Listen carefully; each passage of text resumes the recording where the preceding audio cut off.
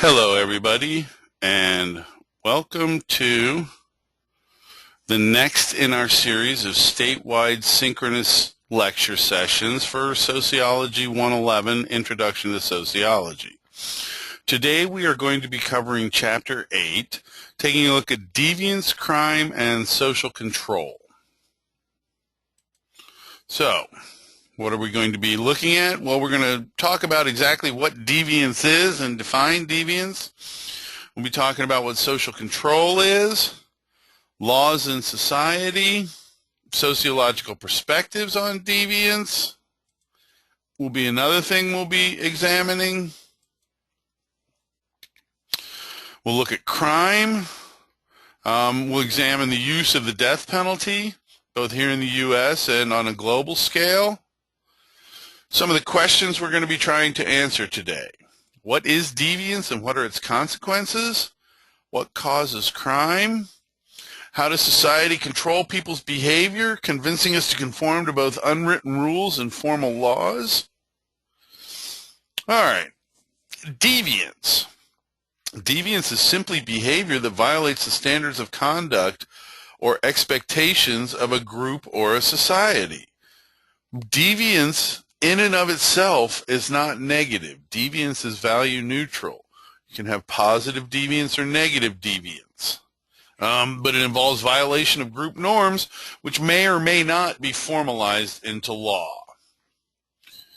Deviance itself is socially constructed, so it's a social definition within a particular society and at a particular time.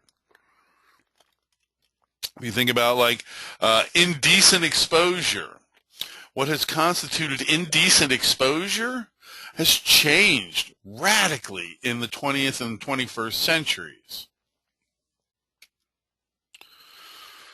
Deviance can also have social stigma attached to it. Irving Goffman was a sociologist working in the symbolic interaction perspective who did a lot of his work on stigma. In fact, he actually wrote a book about stigma. Now, he was looking at mental health, people who suffer from mental illness and the stigma associated with that, but stigma applies to deviance in and of itself. It's labels society uses to devalue members of certain social groups. We'll be examining how technology affects deviance and may facilitate deviance. Because technological innovations can redefine social interactions and standards of behavior related to them. For instance, I hear it mentioned quite frequently by people who are my age and older that the younger generations are really rude when they talk to each other and they don't seem to care about being polite.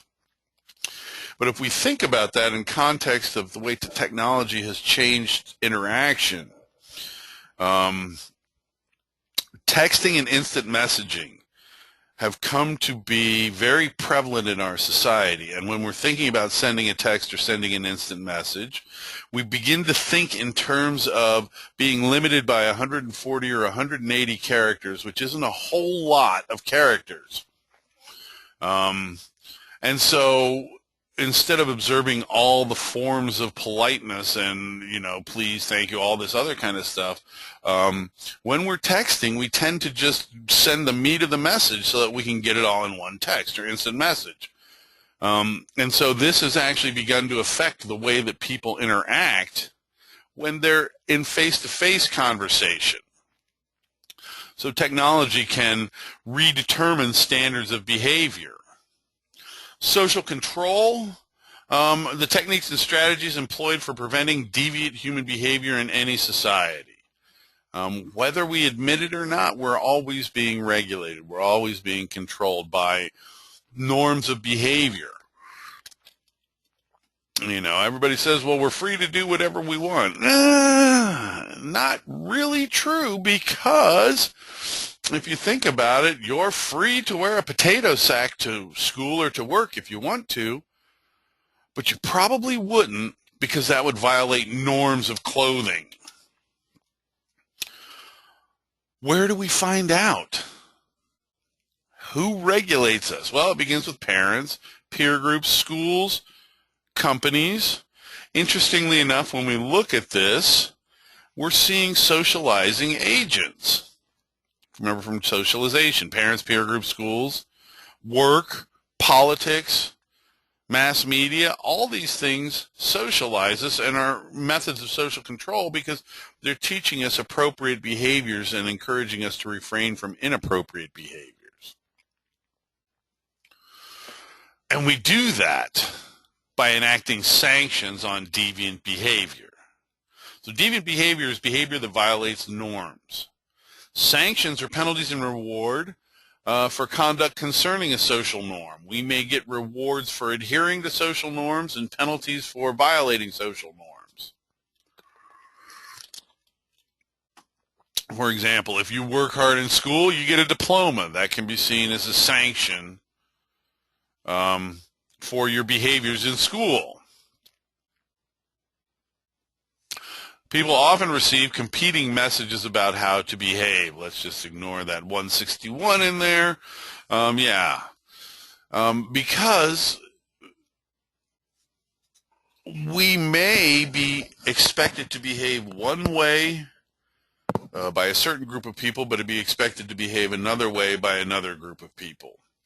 And they may both be trying to control us to act the way that they expect us to.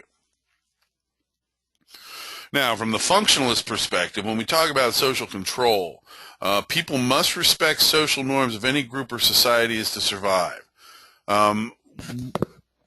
We essentially have to obey all the little norms of behavior that are kind of unwritten and unspoken, but everybody knows about, or formal law becomes impossible to enforce. And think about it this way. When everybody's driving the speed limit down 49, and there's one, maybe two cars that are exceeding the speed limit, that is easy for police to target those deviant acts and then sanction them.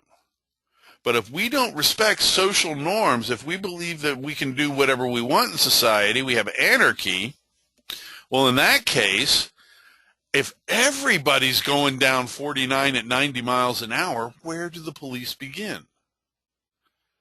Formal social control becomes impossible if people don't respect informal social control.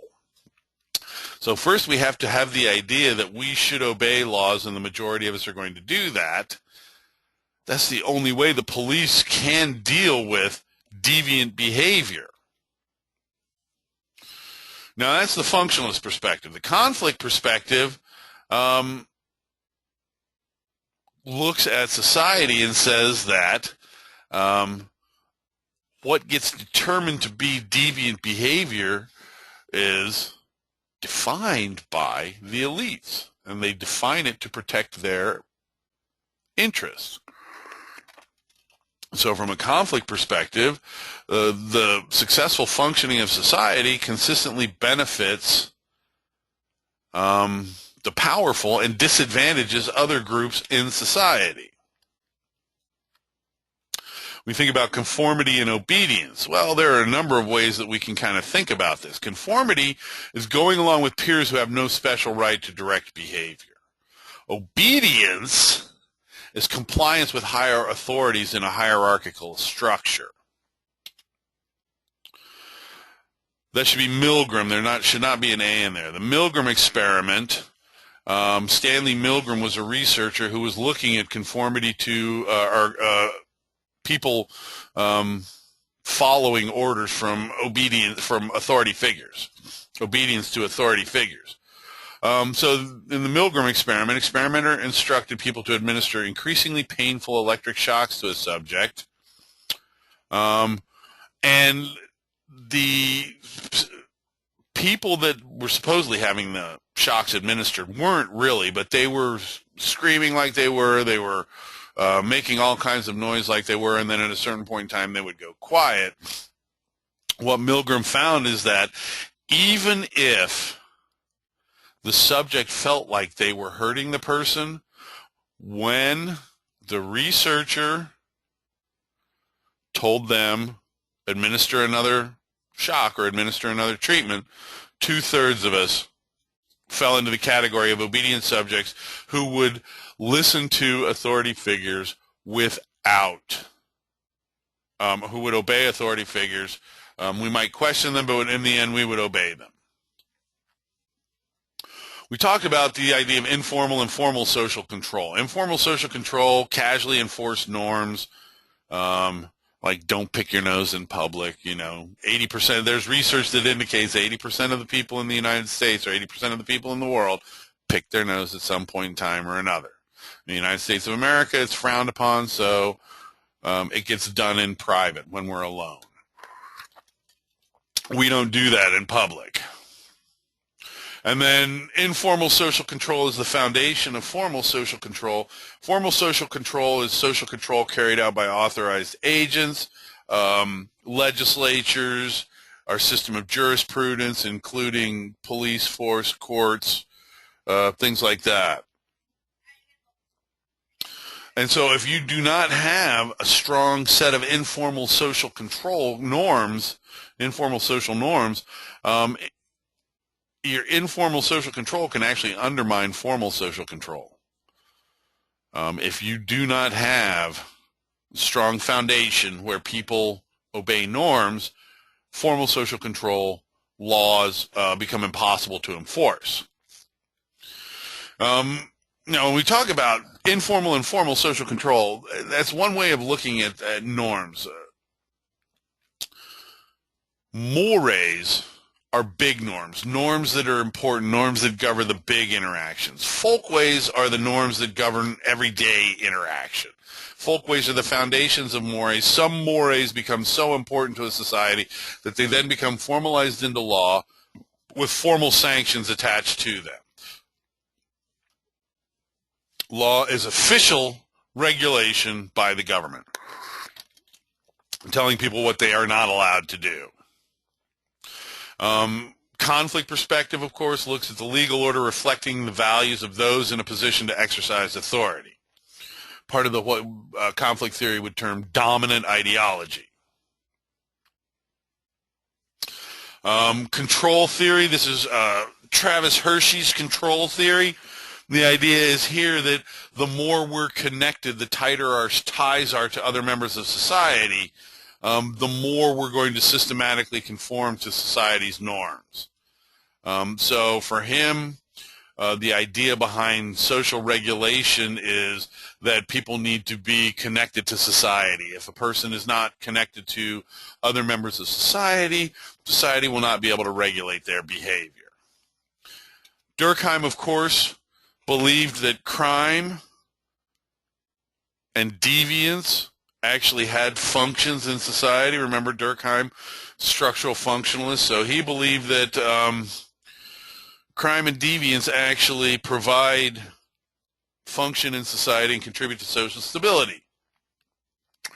The ways that they do this are punishments. They reinforce social cohesion by bringing the community together to sanction an individual who's deviated. Administering punishments in a collective fashion like this reinforces the boundaries of acceptable behavior, and it reinforces values on right and wrong. And finally, deviance can actually promote social change as well. So the idea here, punishments established within a culture to help define that moral boundary there. And Erik Erikson kind of looked at the boundary maintenance function of deviance as it serves to reinforce what is appropriate behavior by highlighting what is inappropriate behavior. Durkheim felt that a lot of his work on this subject was done in a book called Suicide, where he examined the social component of what he called the most individualistic act a person can commit, the taking of one's own life. Now, for Durkheim, there were 4 different types of suicide. There was egoistic suicide, and this results from a person being kind of not wired into having too strong an individual personality. So egoistic suicide, which could result from too little connection to society. Fatalistic suicide, which results from an abundance of social regulation. Anomic suicide, which results in too little social control and social regulation. Or altruistic suicide, which results in being too connected into society. So you kind of have this dimension, these two axes. One is how well the individual is connected into society, and the other is what kind of freedom society permits. Durkheim theorized that you would have to be in the middle of those two spectrums to reduce the risk of suicide. Too much or too little social regulation, too much or too little social connection could result in suicide. So his idea was that the feeling of anomie, which is social control of individual behavior, is ineffective, and so individuals don't feel like they're regulated well, leads to anomic suicide. Merton had this idea of anomie theory of deviance, where he was trying to explain deviant behavior using Durkheim's ideas about social cohesion and social regulation. So this is also known as the strain theory of deviance. And what Merton was talking about here is society puts forth acceptable goals and acceptable means to achieve those goals. For example, in U.S. culture, an acceptable goal is achieving the American dream, material comfort, having a house and cars and savings account and things like that. So material comfort, material wealth. Acceptable means of achieving those goals, hard work and education. Somebody who believes in both the means that society says are acceptable and the goals that society says are acceptable. So I go to school, I work hard, I buy a house, and I start a savings account, and I try to work my way up in earnings. I'm a conformist. Now, suppose I say, yeah, I want to be rich, but I don't want to go to school and waste 4 years of my life in college, and I certainly don't feel like working very hard for it, so I'm going to figure out a different way, and maybe that'll be a criminal way. Maybe I'll do it through fraud or embezzlement or a Ponzi scheme or something like that. Merton actually calls this person an innovator. An innovator accepts the goals of society, but rejects the means and puts different means in there. Now, suppose you're a person who says, yeah, I see the value in education and I see the value in hard work. Where I don't see the value is in education and hard work allowing me to accumulate material wealth.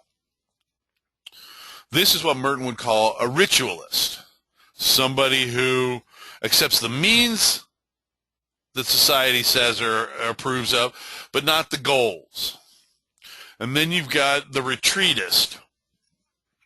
And this is the person who rejects both the means and the goals. Says, I don't believe in education. I don't believe in working hard and working for a company.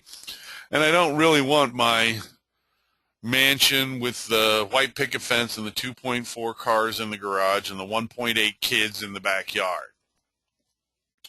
So that's the retreatist.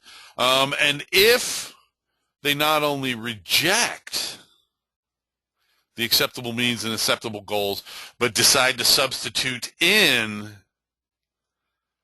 different means and different goals, then the person is a rebel, according to Merton. Okay, so that's the functionalist perspective on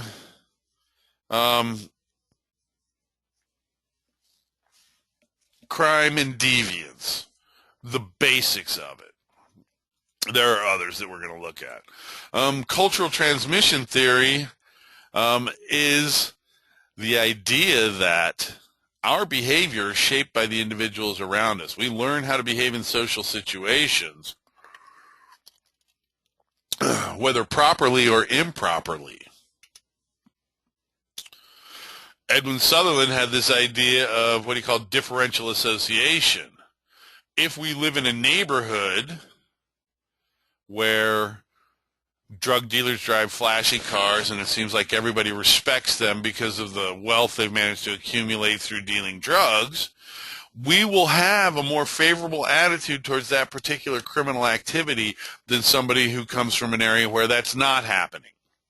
So it's what we're exposed to, the differences in what we associate with, that leads to different attitudes, and of course then leads to people who have favorable attitudes towards criminal activity become criminals themselves.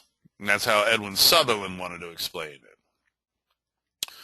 Social disorganization theory, the breakdown or absence of communal relationships in social institutions leads to increases in deviant behavior and crime.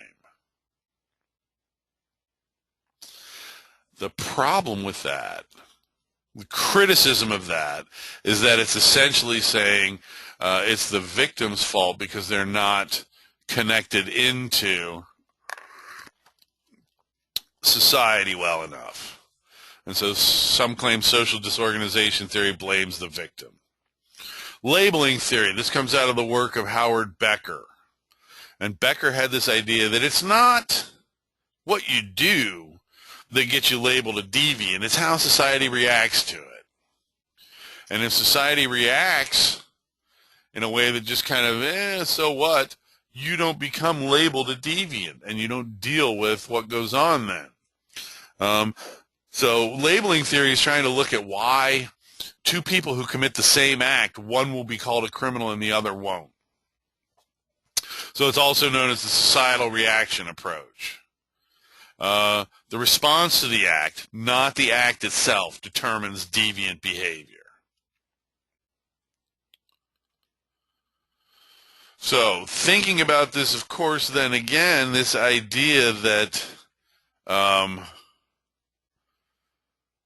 labeling, if certain people are labeled as having more potential for criminal behavior, like, say, minorities in an urban inner city area, law enforcement agents may be more prone, the agents of social control may be more prone to use what's referred to as racial profiling, in which people are identified as suspects, not on the basis of any kind of evidence, but just on the basis of the fact that they happen to be a minority group member. There's also what's referred to as the social constructionist approach, and this is a somewhat related idea to labeling theory. The idea here is that what we consider our social reality is a shared process of construction with all of us contributing into it.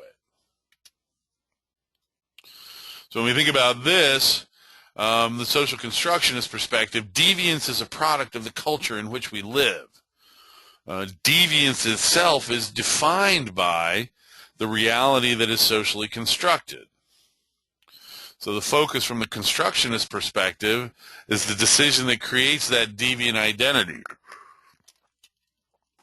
How did this person make a decision to do that? Think about it from this perspective, labeling and sexual deviance. The definition of deviant sexual behavior is varied significantly across time and between cultures.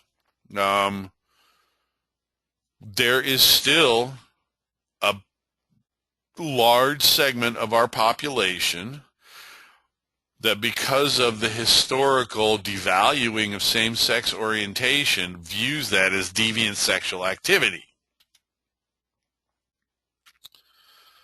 But when we think of this kind of idea, the use of these terms, even in a positive way, still implies that human sexuality can be confined in neat, exclusive categories, and human sexual activity and sexual behavior and sexual orientation are more of a spectrum than they are exclusive, discrete categories.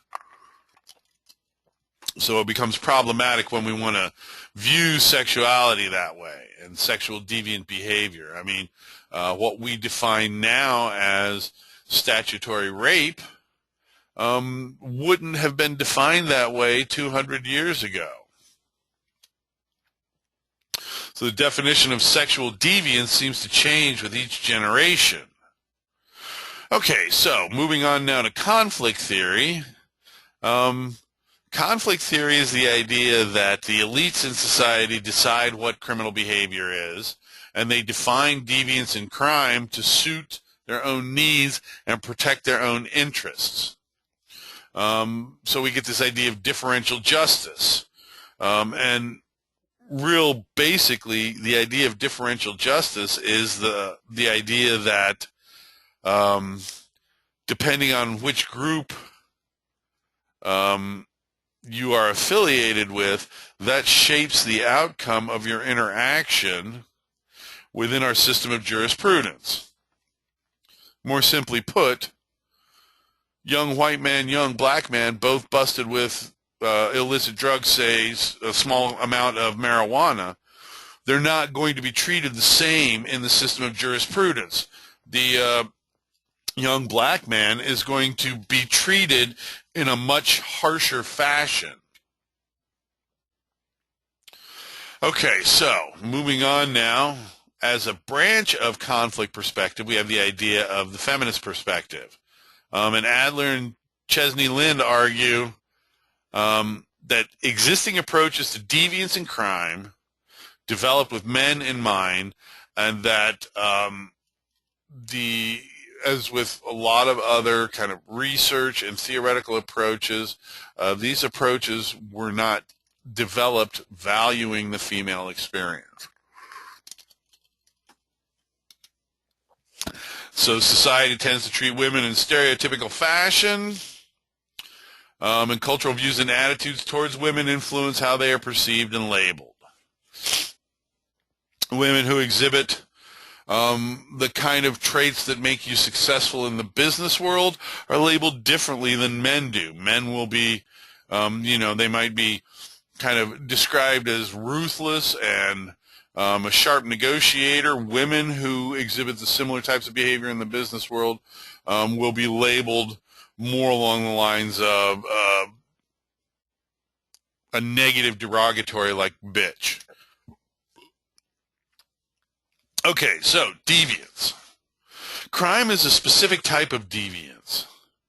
It's a violation of a specific norm that has been formally written down, and the formal penalties are already set out ahead of time.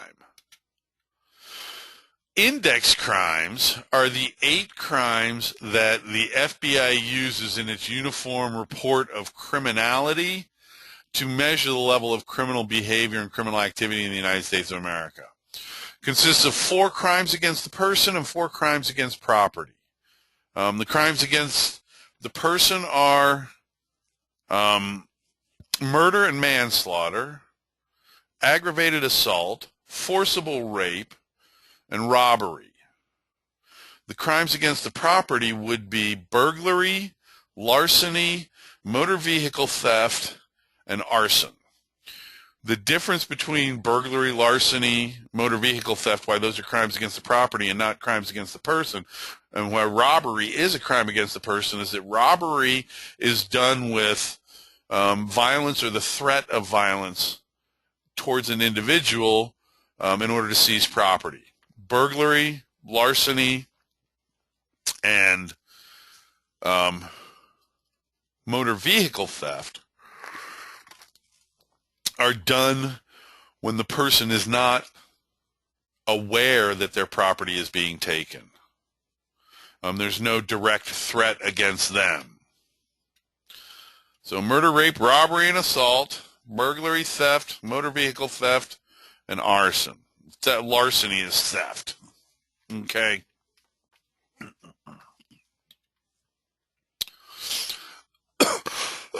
So those are the index crimes that the FBI uses. Sociologists classify crimes a little bit different. They classify crimes in terms of how they are committed and how society views the offenses. So what we've got here, victimless crimes, professional crime, organized crime, white collar and technology based crime, of which corporate crime would be a type, and then transnational crime. Victimless crimes, gambling, prostitution. The reason they're called victimless crimes is because both participants are willing participants. It's not the same thing as murder, robbery, forcible rape, where one participant is unwilling. It's willing exchange among adults of widely desired but illegal goods and services. Professional crime. Many people make a career of illegal activities. They become what are referred to as professional or career criminals. This is just somebody who uses crime to support their way of life. Professional criminal is a person who pursues crime as a day-to-day occupation. Cat burglars, numbers runners, things like that. But the difference between professional crime and organized crime is that organized crime has to do with a group. So professional criminals will be a part of organized crime, but not every professional criminal is a part of organized crime. It's a group that regulates relations between various criminal enterprises involved in illegal activities. Numbers running, drug dealing, gambling. So dominates illegal business. And it serves as a means of upward mobility for groups of people struggling to escape poverty. Think about, like, have you ever seen the movie New Jack City? That's a good example of that. White collar, including corporate and technology-based crime. White collar crime are illegal acts committed in the course of a person doing their job. Embezzlement, fraud, these kind of things. Computer crime is the use of technology to carry out embezzlement or electronic fraud. Those of you who might have seen Office Space, where they stole the idea from Superman 3 about how to embezzle money using a computer. So that would be an example of computer crime. And then corporate crime is actions done by individuals or corporate officers for the benefit of the corporation, and it is actually the corporation that is held accountable for these acts. Hate crimes, crimes committed against an individual because of a particular group to which they belong. Race, ethnicity, religion, sexual orientation, transgender, all these kind of things. And then hatred of that particular group prompted the offender to commit the crime. In 2010, there were more than 8,300 hate crimes reported. The majority of hate crimes are committed by members of the dominant group against relatively powerless. So an example of a hate crime would be what happened to the young man, I want to say his name was Matthew Wilder, in Wyoming in 1998, where he was kidnapped, dragged out into the middle of nowhere outside Laramie, stripped, beaten, and left tied to a barbed wire fence to die of exposure because he was gay. That's a hate crime. And there can be problems with legislating hate crime because of the whole slippery slope argument. Once we have hate crimes, it's very easy to then regard any instance of crime committed by a member of one group against a member of another group to view that through the lens of being a hate crime. And that can become problematic because not every crime committed by, say, a black person against a white person or a white person against a black person is a hate crime. Transnational crime, crime that occurs across multiple national borders, human trafficking, drugs, illicit drug trade. Human trafficking is kind of the technical term for slavery. When you talk about human trafficking, what you're talking about are taking people and turning them into cargo. If we look at the cooperation between the Mexican government and the American government with regards to what's been going on along the Mexican border, what the cartels have been doing is transnational crime, because it's crime occurring across at least one national border.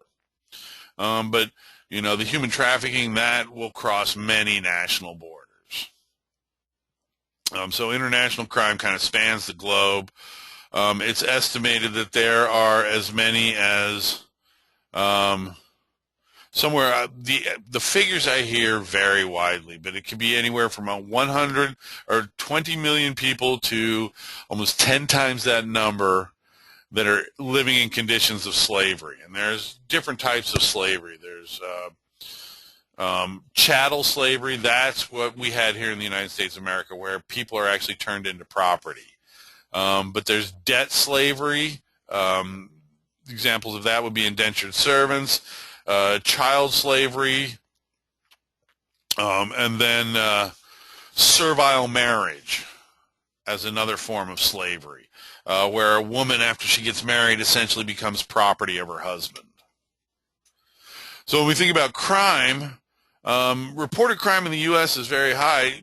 Most people in the United States of America view crime as a social problem. But right now, crime is actually on the decline as the economy recovers. When we think about the 90s, we saw a dip in crime there too. Now, there are two things that were going on in the 90s that kind of both contributed to the reduction in crime. One was real wages were going up. For the first time in over 20 years during the 90s, the wages of the people at the bottom actually climbed, and they got more buying power. So we had a strong economy. But the other thing that was going on were what was referred to as zero tolerance laws and policies, like multiple offender laws, or what you might have heard referred to as the three strikes laws, where the person gets an increasingly harsh penalty each time they commit a crime, so that by the third time they commit a crime, it's 25 to life.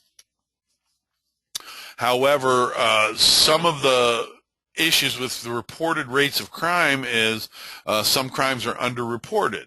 Forcible rape is a crime that historically somewhere less than 35% of forcible rapes actually ever get reported. So we only track crimes that are reported to law agencies. Victimization surveys give different statistics because what they do is they're surveys of ordinary people asking if they have suffered crime or been victim of crime in the last year. So this gives us a little bit different numbers than reported crime, which is crime actually officially reported to law enforcement agencies. Violent crime, much more common in the U.S. This continues to be true. Our murder rate is anywhere between double and 10 times as high, depending on the other nation you're talking about, as the other industrialized nations. So we have a lot more violent crime in the U.S. than we see in Western Europe in the 80s, 90s, and into the first decade of the 21st century. We do see rapid escalation in homicide rates in developing nations. Think about what's going on with the Mexican cartels along the border of the U.S. Mexico is a developing nation that supplies drugs to an industrialized nation, the U.S. And we've seen a great increase in homicide incidents along the border. Okay, the death penalty. The United States is alone in being the only high-income industrialized nation that still has the death penalty on books. Durkheim believed that as a society went from an agrarian-based economy to an industrial-based economy, you would see a reduction in punitive justice, things like the death penalty, incarceration, and an increase in what's called rehabilitative justice. in a certain sense, the United States has not followed that pattern the same way that Western Europe has, because the United States still has a death penalty on the books.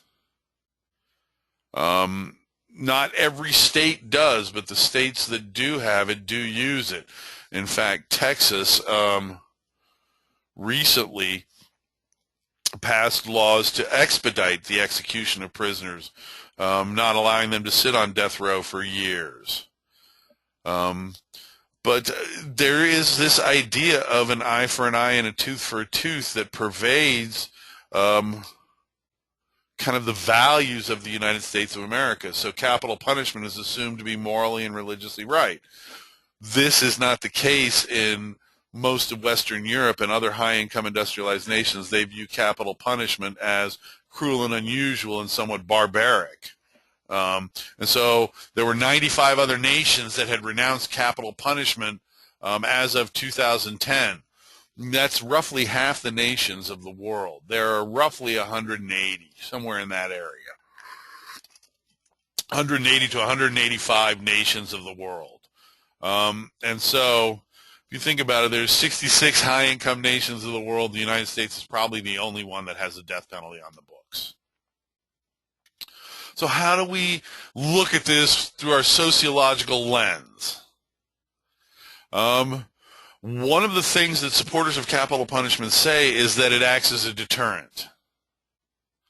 That by having capital punishment, it deters other people from committing the same type of serious crime. Opponents of capital punishment point out that that is not the case, that we still have a murder rate anywhere from 2 to 10 times as great as most of Western Europe, and they don't have capital punishment where we do. So, conflict theorists look at this idea of differential justice. Social inequality puts poor people at a disadvantage in the justice system. I remember a documentary I was watching, I believe it was Food Inc., and there was a farmer, his name was Troy Rausch, and he was talking about his experiences with being sued by Monsanto.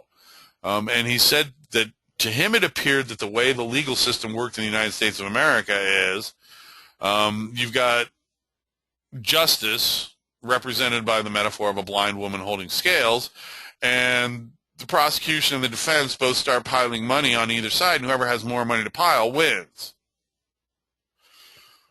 The point is that many public defenders tend to be overworked, and so if you have to rely on a public defender, chances are you're not going to get a great defense, the best defense possible.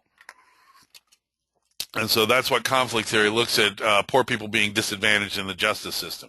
Racial differential justice on the basis of race, that's another concern. So, most people agree that we should not have the death penalty for everything, but that there are certain crimes that go so far beyond the pale that we need to have the death penalty available for those types of crimes. Statistically, we have roughly 110 death sentences carried out every year, or assigned every year. And we have over 17,000 reported murders each year in the United States of America.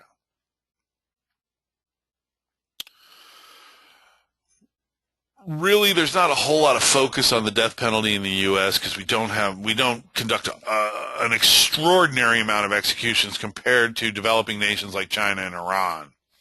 Executions are much more common in totalitarian political systems.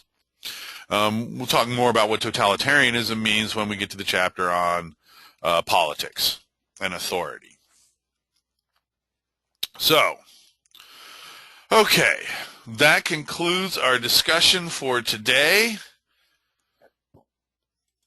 My name is Matthew Howell. I am at the Valparaiso campus of Ivy Tech Community College. You can reach me at mhowell1@ivytech.edu.